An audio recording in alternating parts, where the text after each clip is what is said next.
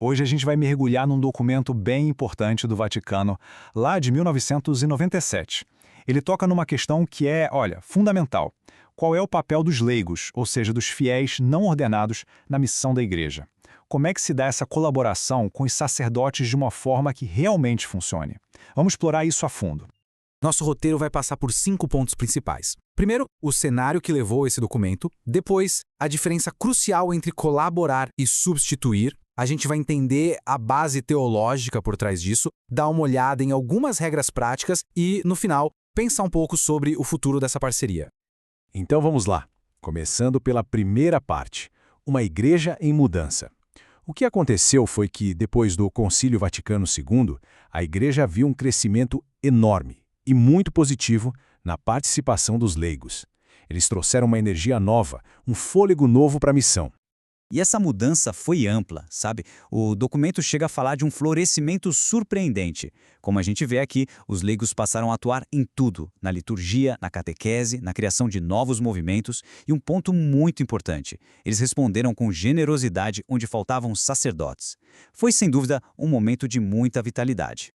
Isso nos leva direto para a segunda seção, colaborar versus substituir. É que, com todo esse crescimento, algumas coisas começaram a ficar meio confusas. A linha entre ajudar os padres e assumir as funções essenciais deles, às vezes ficava um pouco borrada. E aí, claro, surgiu a necessidade de um esclarecimento. E aqui está a pergunta que não quer calar, a pergunta central que o Vaticano precisava responder.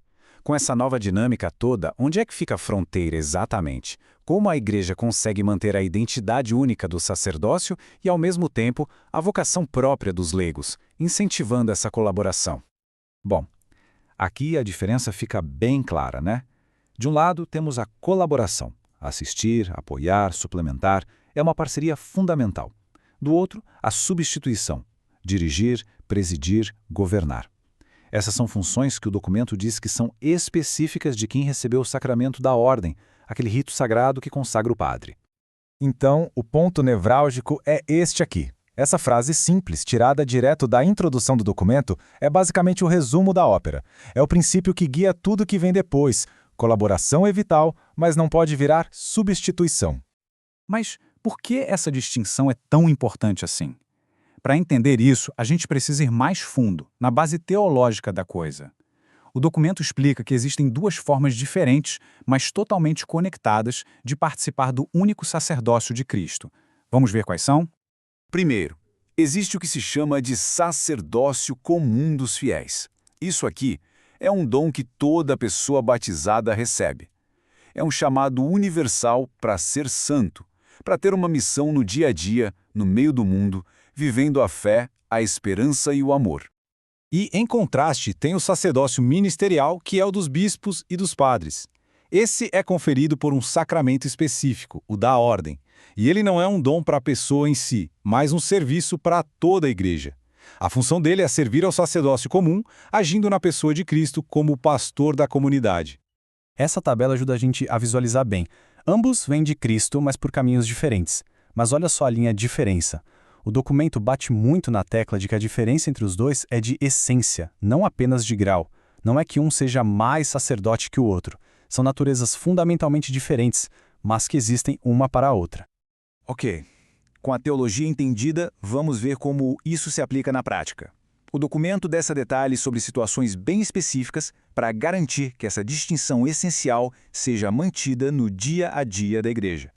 Uma das perguntas mais comuns na prática é essa. E a homilia? A pregação na missa? Quem pode fazer?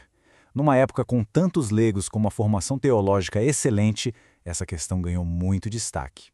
A resposta do documento é bem direta. A homilia, por ser parte da liturgia e ligada à função de santificar, é reservada exclusivamente ao ministro ordenado, ou seja, um padre ou um diácono. O texto faz questão de dizer que não tem a ver com o conhecimento ou a capacidade da pessoa, mas sim com a função sacramental que vem com a ordenação. Outra questão crítica, principalmente em lugares com poucos padres, é a liderança da paróquia. O que acontece quando simplesmente não tem um padre disponível? Para muitas comunidades, isso é um desafio pastoral imenso. Significa ficar sem acesso regular aos sacramentos. O documento prevê uma solução de emergência, mas com regras bem estritas. Só em caso de grave falta de padres, um leigo pode receber uma participação no cuidado pastoral. É importante notar essa palavra, participação. O texto insiste que essa pessoa não está dirigindo a paróquia. Um sacerdote, mesmo que não more lá, precisa ser nomeado como o moderador, aquele que tem a autoridade pastoral final. E para reforçar essa distinção, o documento é bem claro sobre os termos usados. Títulos que dão a ideia de liderança pastoral, como pastor ou coordenador, não devem ser usados por leigos nessas funções. Tudo para evitar qualquer confusão sobre quem é o pastor ordenado da comunidade. Este gráfico nos dá um bom resumo visual. De um lado, as funções que são reservadas aos ordenados, como a homilia ou a liderança de uma paróquia. Do outro, áreas importantíssimas onde a colaboração leiga é essencial, como a catequese ou ser ministro extraordinário da comunhão. A ideia é ter clareza, para que a colaboração seja cada vez melhor. Chegamos então à nossa última sessão, o futuro da colaboração. Qual é o grande objetivo de todas essas regras? Longe de querer colocar um freio na participação dos leigos, o documento defende que é justamente essa clareza que fortalece a missão da Igreja como um todo. Por trás de todas essas distinções e diretrizes, o documento aponta para um único e grande objetivo. E o objetivo é este, e é um ponto crucial. Não se trata, como o próprio texto diz, de proteger privilégios clericais. A preocupação maior é com a fidelidade à estrutura que a Igreja acredita ter sido querida por Cristo. É uma questão de identidade.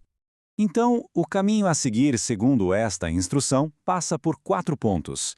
Primeiro, clareza nas funções, o que gera uma comunhão mais forte. Segundo, um respeito profundo pela vocação específica dos leigos no mundo. Terceiro, lembrar que muitas dessas colaborações são para situações de necessidade extraordinárias. E, por fim, o foco principal a longo prazo, promover ativamente as vocações para o sacerdócio.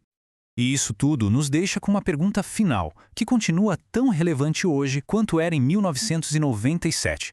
Numa era de tantas mudanças, como é que a Igreja consegue equilibrar as necessidades práticas do dia a dia, que são urgentes, com a sua identidade teológica, que é a sua base? Esse é o desafio contínuo que está no coração da vida da Igreja. Agradeço a companhia nesta análise.